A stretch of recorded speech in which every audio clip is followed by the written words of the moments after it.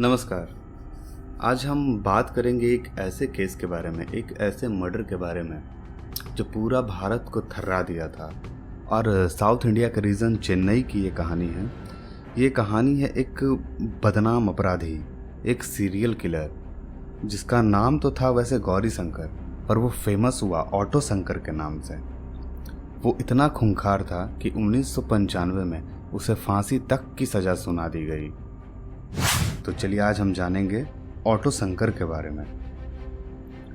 Auto Shankar उर्फ उसका नाम गौरी शंकर था, जिसने आतंक से पूरे तमिलनाडु को थर्रा दिया था। वह काम की तलाश में एक छोटे से गांव से निकलकर मद्रास, जो कि अब हम लोग उसे चेन्नई के नाम से जानते हैं, वो पहुंचा। इसी शहर में वो खूंखार अपराधी में तब्दील हुआ।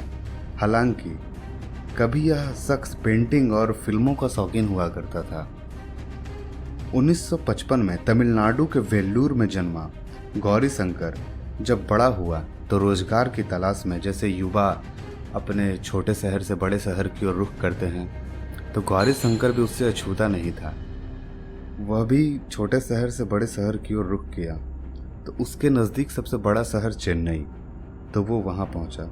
डांस, पेंटिंग, शराब और फिल्मों का शौकीन गौरी शंकर चेन्नई पहुंचकर पेरियार नगर में पेंटिंग का काम करने लगा। यह 80 का दशक था। तभी तमिलनाडु सरकार ने शराब पर पाबंदी लगा दी। इस दौरान शराब तस्करी में मोटा मुनाफा देख गौरी शंकर, जिसे ऑटो शंकर के नाम से प्रसिद्ध हुआ, वो शराब तस्करी का काम करने लगा। अच्छा, तमिलनाडु सरकार ने जैसे ही शराब की तस्करी पर सख्त कानून बनाया, तब जो अपराधी थे वो छटपटाने लगे। लिखना बढ़ने लगा लोगों का कि तमिलनाडु सरकार को ये अपना फैसला बदलना पड़ा। वो जो शराब कानून जिसमें शराब बंदी था, उसे वापस हटाकर शराब को चालू करना पड़ा। इससे वहाँ की महिलाएं नाराज हुई।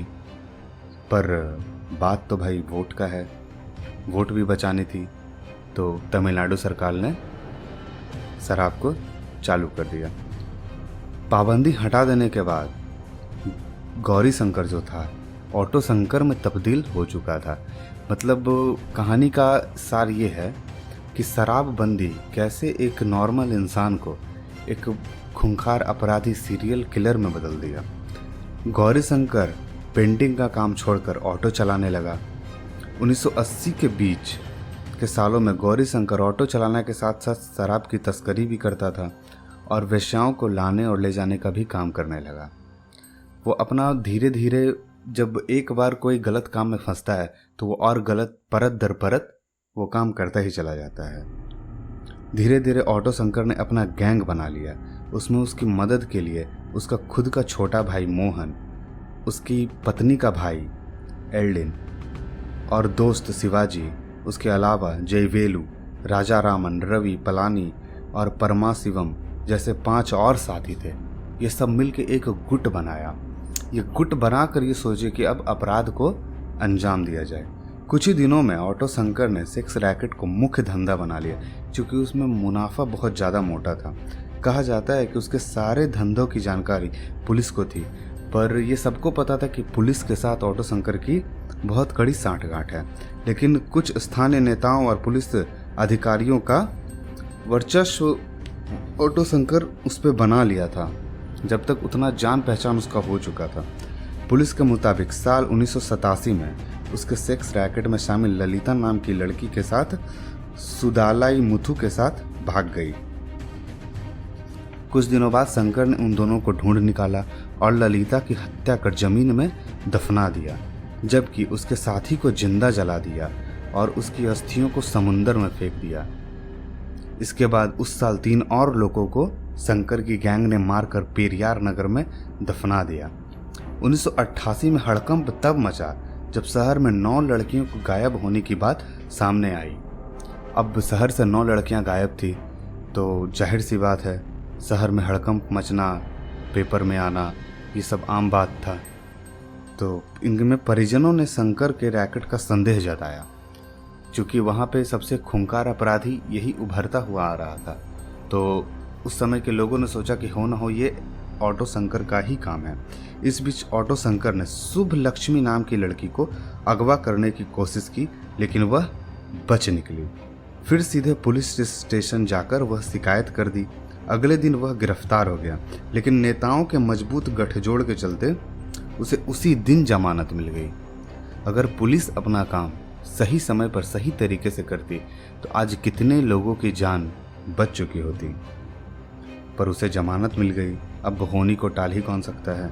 लेकिन जब तमिलनाडु के सीएम एमजी रामचंद्रन की मौत के बाद सूबे में राज्यपाल शासन लगा तो गायब लड़कियों के परिजन तत्कालीन राज्यपाल के पास पहुंचे।